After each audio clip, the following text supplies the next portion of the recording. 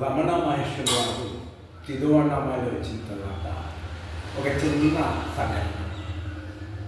ఆశ్రమ భక్తులకు చిక్కటి పాలతో పాయసం పెట్టారు.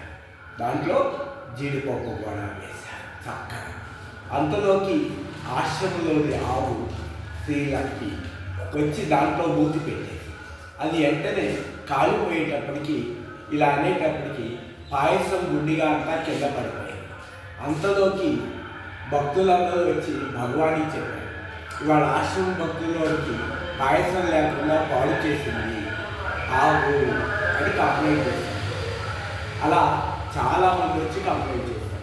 ఆయన అంతా విన్న తర్వాత మౌనంగా చెప్పారు, పాయసం అంతా పాడైపోయిందని నాకు కంప్లైంట్ చేస్తున్నారే కానీ దాన్ని మూతి కాలిందని ఎవరైనా బాధపడ్డారా అని అడిగారు.